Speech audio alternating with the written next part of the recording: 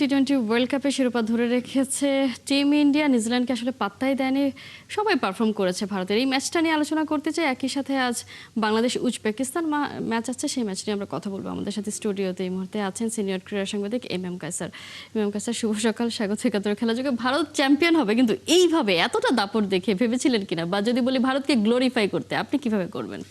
না, আসলে এরকম ভাবে ফাইনালটা হবে এটা আমরা চিন্তা করিনি। কারণটা হলো যে নিউজিল্যান্ডও বেশ ভালো ক্রিকেট খেলে কিন্তু ফাইনালে উঠে এসেছিল, কিন্তু স্কোর যখন আপনার ফাইনালে 255 এর মতো হয়ে গেল, তখনই আমার কাছে মনে হয়েছিল যে ইটস গন। এবং এই হয় না যে আপনি কোনো সিনেমা দেখলে দেখবেন যে বিরতির আগে সেই সিনেমার সবকিছু রহস্য শেষ হয়ে যায়। আমার কাছে তাই মনে হয়েছিল যে স্পেসিফিকলি যদি বলি, প্রথম 6 ওভারে কি ম্যাচটা শেষ হয়ে গিয়েছিল ভারতের? তারপরও মানে ঘুরে দাঁড়ানোর সুযোগ ছিল নিউজিল্যান্ডের সামনে, কারণ প্রথম 6 ওভারে আপনি বাজে বোলিং করলেন বা যেভাবে হোক প্রতিপক্ষ ভালো ব্যাটিং করে নিল, তারপরে তো আপনি বাকি ওভার রয়েছে সেই ওভারগুলোতে কিন্তু কভার আপ করা যেতে পারতো। নিউজিল্যান্ড করেছিল অবশ্য, শেষের দিকে এসে নিউজিল্যান্ড 4 ওভারে মাত্র 28 রান দিয়ে 3টা উইকেট এক ওভারে তারা নিয়েছিল। সেখান থেকে কিছুটা জিমি নিশাম নিয়েছিলেন, সেখান থেকে কিছুটা ঘুরে দাঁড়ানোর একটা সুযোগ তৈরি হয়েছিল। কিন্তু শেষের ওভারেও কিন্তু দুর্দান্ত ব্যাটিং করেছে ভারত। এবং যেটি আপনি বললেন যে প্রথম 6 ওভারে যখন 92 রান হয়ে যাবে নো লস, তার মানেটা হলো যে আমরা go for big one. So এই ম্যাচে ভারত যে ব্যাটিংটা করেছে সেখানে যদি এটা 300 রানে হয়ে যেত আমি কিন্তু অবাক হতাম না। সেই প্ল্যাটফর্মটা তারা কিন্তু তৈরি করে ফেলেছিল। সো ব্যাটিংটাই তাদেরকে মূলত জিতিয়ে দিয়েছে এই ম্যাচটা, এবং তারা যেটা ব্যাট হাতে করতে চেয়েছিল তার পুরোটাই করতে পেরেছে। প্লাসিড ব্যাটিং উইকেট ছিল আমাদের। এই ব্যাটিং উইকেটে আপনি জানেন যে মিশ্র উইকেটের মিশ্র মাটির উইকেট, এখানে একটু ব্যাটিংটা সহজ হবে সেটা জানা ছিল, কিন্তু এত সহজ হবে সেটা কিন্তু মানে আমরাও চিন্তা করতে পারিনি। বাট ভারত যে ব্যাটিংটা করেছে সেটাকে বলা চলে এক অর্থে কিন্তু বিস্ফোরক ব্যাটিং। এবং এই টর্নেডো ব্যাটিং এর পর আপনি ম্যাচ না জেতার কোনো সুযোগ তাদের সামনে ছিল না। নিউজিল্যান্ড চেষ্টা করেছিল, কিন্তু আমার মনে হয় যে এই ফাইনালটার স্ক্রিপ্ট লেখা হয়ে গিয়েছে ভারতের ব্যাটিংয়েই। নিশ্চয়ই। যদি একটু পেছন থেকেই বলার চেষ্টা করি, ভারত এমন একটা সময় আসলে বিশ্বকাপ খেলতে এসেছে, মানে তারা সবাই পুরোটাই ফর্মে। যদি দলের সবার কথা বলি, নাম্বার 1 ওপেনার অভিষেক শর্মা তাদের দলে, বরুণ চক্রবর্তী তাদের দলে, দুজনের কেউই সেইভাবে পারফর্ম করতে পারছিল না। অভিষেককে নিয়ে তো লাস্ট 3 পর্যন্ত কথা হয়েছে, তাদের সাবেক ক্রিকেটাররা বলছিলেন তাকে বেঞ্চে বসিয়ে কেন রিঙ্কুকে খেলানো হচ্ছে না, এসব নিয়ে। সূর্য কুমার যাদব প্রত্যেকবার জবাব দিয়েছেন যে সে যদি শূন্যও করে আমার দলে থাকবে। বরুণকে নিয়ে যখন প্রশ্ন করা হচ্ছে বলছে তিনিই খেলবেন একাদশে। এই যে একটা মানে তার টিম মেম্বার যারা অফ ফর্মে আছে তাদেরকে যে সাহস দেয়া ক্যাপ্টেন হিসেবে, এই ব্যাপারটা একটা বড় হিসেবে কাজ করেছে কিনা? কোনো সন্দেহ নেই, একজন ক্রিকেটারের কিন্তু খারাপ সময় যেতেই পারে, কিন্তু সেই সময় তিনি যদি ক্যাপ্টেনের কাছ থেকে সবচেয়ে বড় মোটিভেশনটা পান তখন তার ভালো করার একটা বাড়তি তাগিদটা কিন্তু চলে আসে। আপনি দেখুন এই অভিষেক শর্মার কথাই, তিনি বিশ্বকাপটা শুরু করেছিলেন 3-0 দিয়ে, এবং মাত্র একটা হাফ সেঞ্চুরি ছিল। ফাইনাল ম্যাচের আগেও তার ভালো ফর্মে ছিলেন না, বলাই হচ্ছিল যে তাকে হয়তো ড্রপ দেওয়া হতে পারে, কিন্তু ক্যাপ্টেন তার উপর আস্থাটুকু রেখেছিলেন এবং এই আস্থার প্রতিদানটুকু তিনি দিয়েছেন দুর্দান্তভাবে। 18 বলে তিনি হাফ সেঞ্চুরি করেছেন। অর্থাৎ যে সময়টাই তার মেলে ধরার কথা বা ফর্মে ফেরার কথা, সবচেয়ে ইম্পর্টেন্ট সময়, সেই সময়টা তিনি ফর্মে ফিরেছেন এবং তার ফর্মটা দলের জন্য অনেক কাজে লেগেছে। ঠিক একই রকমভাবে বরুণের কথাও যদি বলি, আগের ম্যাচে তিনি খারাপ পারফর্ম করেছিলেন, খুব সম্ভবত 4 ওভারে 64 রান মতো দিয়েছিলেন, কিন্তু এই ম্যাচে তিনি ভালো বোলিং করেছেন। তো সবকিছু আমি সবসময় একটা জিনিস বিশ্বাস করি, সেটা হলো যে ফর্ম আপনার খারাপ যেতেই পারে, কিন্তু আপনার ক্লাস যদি পার্মানেন্ট থাকে তাহলে আর করার কিছু নেই। আপনাকে দেখবেন যে আপনি নিজে পারফর্ম করতে পারছেন। আর এই ধরনের যখন বিপদে দল কোনো খেলোয়াড় পড়েন তখন সবচেয়ে বড় আশ্রয়স্থল হতে পারে ক্যাপ্টেনের সহায়তার হাতটা, বা ক্যাপ্টেন যদি আপনাকে সহযোগিতার হাতটা বাড়িয়ে দেন, ক্যাপ্টেন যদি আপনার উপর আস্থাটুকু রাখেন, তখন আর ধরেন আপনি বাদবাকি সমস্যাগুলো কেটে যেতেই পারে। সো ভারতের সবচেয়ে বড় সুবিধাটা হলো যে এই টুর্নামেন্টে তাদের যে আপনার শুরুর যে 6 জন ব্যাটার যারা ছিলেন তারা এক্সেলেন্ট পারফর্ম করেছেন। পুরো টুর্নামেন্ট মিলে একজন যদি কোনো কারণে খারাপ করেন, কিন্তু পরের দিক দেখবেন যে যিনি ব্যাট করতে নামছেন তিনি পুষিয়ে দিয়েছেন। অর্থাৎ কখনোই তাদেরকে একটা ম্যাচ বাদে কখনোই তাদেরকে কিন্তু আপনার ব্যাটিং লেজের উপর ভরসা করতে হয়নি বা আস্থা রাখতে হয়নি। ব্যাটসম্যানরাই সব কাজটুকু করে দিয়েছেন, এবং এই উইকেট এই কন্ডিশন সম্পর্কে তাদের ভালো মতো চেনা জানা ছিল বলেই তারা এই ধরনের দুর্দান্ত পারফরমেন্স করতে পেরেছে। আপনি যদি মোদ্দা কথা এক অর্থে জানতে চান আমার কাছে, ভারত কেন এত ভালো পারফরমেন্স করলো তার আলটিমেট কারণ একটাই হতে পারে, আইপিএল। কারণ এই টিমের সবগুলো প্লেয়ারই আপনি আইপিএলে এই ধরনের ক্রুশিয়াল বা আপনি খুব গুরুত্বপূর্ণ ম্যাচগুলো খেলে যে ম্যাচগুলোতে তীব্র প্রতিদ্বন্দ্বিতা হতো সেখান থেকে কিভাবে বেরিয়ে আসতে হবে সেটা তাদের জানা হয়ে গিয়েছিল সেই আইপিএলে। সো আইপিএলের প্রস্তুতিটা হয়েছিল তাদের, আইপিএল তাদেরকে ধরে নিতে পারেন যে আইপিএলের সেই ম্যাচগুলোতে ভালো পারফরমেন্স করার কারণেই তারা এই ম্যাচগুলোর মধ্যে যখন সমস্যা পড়েছে সেখান থেকে কি করে বেরিয়ে আসতে হবে সেটা তারা খুব ভালো মতো মানে উদ্ধার করতে পেরেছে। নিশ্চয়ই। এবং এরকম ইন্টেন্স ম্যাচগুলোতে কিভাবে কামব্যাক করতে হয় সেটাও তারা খুব ভালোভাবেই জেনে পারফরমেন্স। আমরা একটু সঞ্জুকে নিয়ে কথা বলতেই হয়, মানে এটা একটা অবিশ্বাস্য বললেও আসলে ভুল হবে, টানা 3টা ম্যাচ এইভাবে পারফর্ম করা, যার আসলে হয়তো খেলারই কথা ছিল না। লাস্ট ওয়ার্ল্ড কাপেও তিনি ছিলেন, ট্রফি জিতেছেন কিন্তু বেঞ্চে বসে। এই ওয়ার্ল্ড কাপটাতে তিনি আসলে যা করে দেখালেন, মানে এখনো মনে হয় যেন এটা কিভাবে সম্ভব হতে পারে এইভাবে। তাকে নিয়ে যদি আসলে আপনার মূল্যায়ন। না, এই কারণে শুধু সঞ্জু স্যামসন বলা হচ্ছে না, সঞ্জু স্যামসন এর মানের মাঝখানে কিন্তু একটা শব্দ যোগ করা হচ্ছে, সঞ্জু স্পেশাল স্যামসন। আবার অনেকে বলছেন সঞ্জু সুপারম্যান স্যামসন। পারফরমেন্স সেটাই বললাম যে আপনি প্রথম 2 ম্যাচে আপনার এই টুর্নামেন্টে কিন্তু তিনি ভারতের প্ল্যান বি তে ছিলেন, প্ল্যান এ তে ছিলেন না। তিনি যে টপ আপনার ওপেনিং করবেন সেটা কিন্তু শুরুর দিকে প্ল্যানেই ছিল না, কারণ প্রথম 2টো ম্যাচে তিনি 3টি ম্যাচে তিনি খেলতেই পারেননি, এবং 8টা ম্যাচ ভারত খেলেছে এই টুর্নামেন্টে, এবং 8টা ম্যাচের মধ্যে 5টিতে তিনি খেলেছেন এবং পারফরমেন্স করেছেন কিন্তু শেষ 3টিতে, যেখানে সবচেয়ে গুরুত্বপূর্ণ সময় পারফরমেন্স করার কথা সেখানে তিনি পারফরমেন্স করেছেন।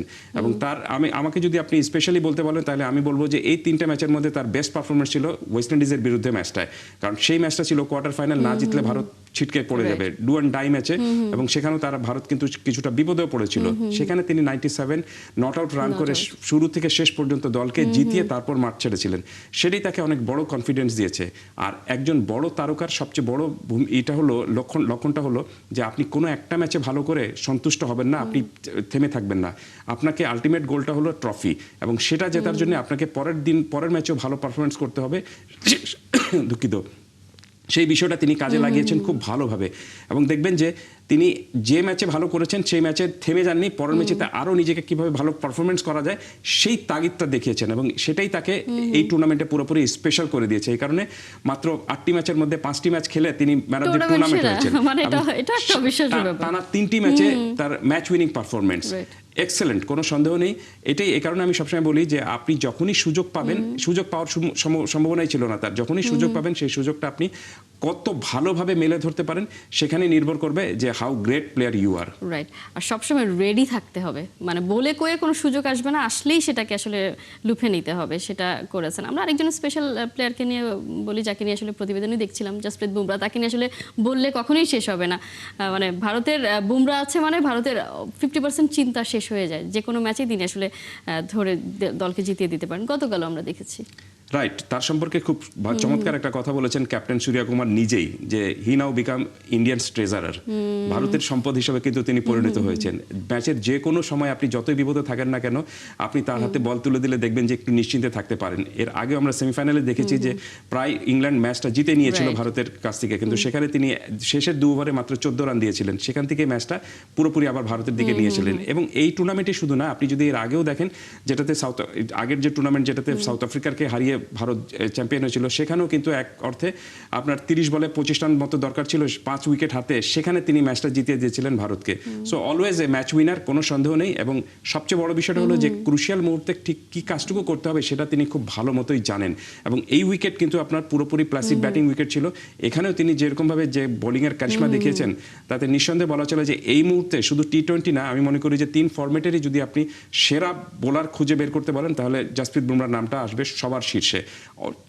শুধু একটা ম্যাচের জন্য তিনি ম্যাচ উইনার না, আমি মনে করি যে অলওয়েজ, মানে যে কোনো অলওয়েজ তিনি ম্যাচ উইনার। এবং দেখুন আপনি ভারতের যে উইকেটে গুলোতে এখানে খেলা হয়েছে সেখানে কিন্তু ব্যাটসম্যানরা একটু দাপট দেখিয়েছেন, সেই মানে ব্যাটসম্যানদের দাপট দেখানো সেই উইকেটে তিনি সর্বোচ্চ উইকেট নিয়ে ম্যান অফ দ্য টুর্নামেন্ট হয়েছেন। এক্সেলেন্ট পারফরমেন্স, কোনো সন্দেহ নেই। ম্যান অফ দ্য ম্যাচ হয়েছিলেন, ম্যান অফ দ্য ফাইনাল হয়েছিলেন। প্রথমবার এই টুর্নামেন্টে ম্যান অফ দ্য ম্যাচ তিনি হয়েছেন। তিনি বলেছিলেন যে ব্যাটিং উইকেটে কিভাবে তিনি পারফর্ম করবেন তার জন্য তার সারা জীবনের অভিজ্ঞতাই তিনি আসলে এই ম্যাচটাতে ঢেলে দিয়েছেন। কারণ এটা তাদের কাছে তো আসলে প্রত্যেকটা ম্যাচই যে জীবনের শেষ ম্যাচ, জীবনের সেরা পারফরমেন্সটা তারা দেখাবে, সেটাই তারা দেখিয়েছে।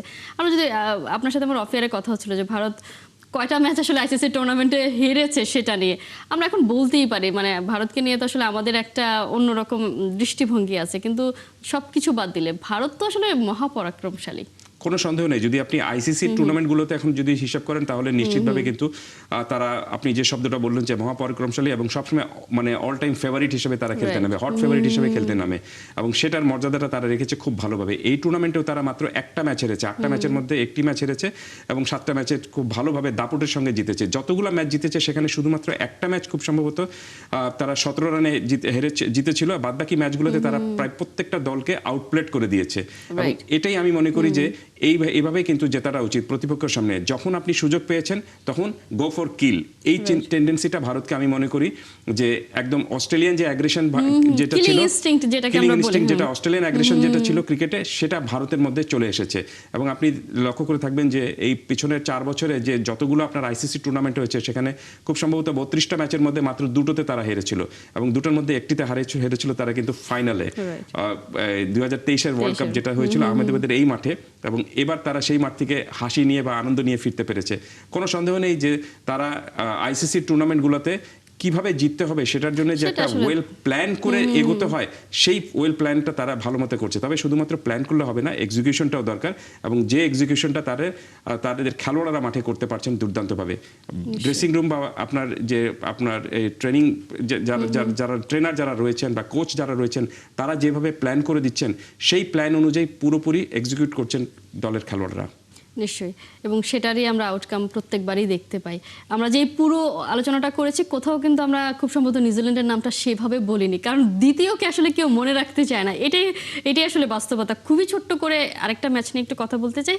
আজকে এশিয়ান কাপে মেয়েদের ম্যাচ আছে উজবেকিস্তানের বিপক্ষে। খুবই টাফ, যদিও বাটলার খুবই আশাবাদী, এবং আমরাও আশাবাদী। মেয়েরা এমন পারফরমেন্সই করে, হারার পরেও মনে হয় তাদের সেই দমটা ফুরিয়ে যায়নি। এই ম্যাচ নিয়ে কি প্রত্যাশা? আমি বলবো যে নাথিং টু লুজ। এই ম্যাচে বাংলাদেশের অবশ্যই জেতার জন্য মানে খেলা উচিত। এবং বাটলারকে কালকে আমি প্রেস কনফারেন্স শুনছিলাম, বাটলার নিজে বলছিলেন যে আমরা শুধুমাত্র রক্ষণ ভাগের দিকে যাব না, আমরা কিন্তু অ্যাটাকিং মোডেও খেলবো। সো বাংলাদেশ এই ম্যাচটা জিততে চাচ্ছে, এবং এই ম্যাচটা জিতলেই যে বাংলাদেশ আপনি পরবর্তী রাউন্ডে থ্রু হবে তা কিন্তু গ্যারান্টেড না, কারণ একটা গোল গড়ের একটা হিসাব রয়েছে, অনেক বেশি ব্যবধানে জিততে হবে। সো আমার কাছে মনে হচ্ছে যে সেদিকে চিন্তা না করে জাস্ট গো ফর কিল, এইভাবে জেতা উচিত, গো ফর উইন। যদি বাংলাদেশ 1-0 গোলে এই ম্যাচটা জিততে পারে, তাহলে আমি মনে করি যে উদ্দেশ্য নিয়ে বাংলাদেশের টুর্নামেন্টে খেলতে গিয়েছিল সেই উদ্দেশ্যটা হয়তো 100% সফল হয়নি, কিন্তু তারপরে এখান থেকে যদি একটা জয় নিয়ে বাংলাদেশ ফিরতে পারে, it will be great achievement. Right, মানে এটা একটা দারুণ ব্যাপার হবে, যেটা আপনি বলছেন যে উদ্দেশ্য নিয়ে গিয়েছে। উদ্দেশ্য হয়তো মেয়েরা বা বাটলারের ছিল, কিন্তু তার যে ব্যাকগ্রাউন্ডে যারা ছিলেন তাদের আসলে উদ্দেশ্য ছিল শুধুমাত্র অংশগ্রহণ করা।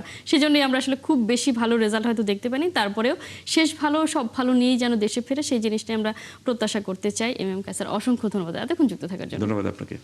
দর্শক, আমরা কথা বলছিলাম টি-20 ওয়ার্ল্ড কাপের ফাইনাল ম্যাচ নিয়ে। এশিয়ান কাপে মেয়েদের ম্যাচ আছে আজকে, সেটা নিয়ে কথা বলছিলাম। আমাদের সাথে এই আলোচনায় এতক্ষণ ছিলেন সিনিয়র ক্রীড়া সাংবাদিক এম কায়সার।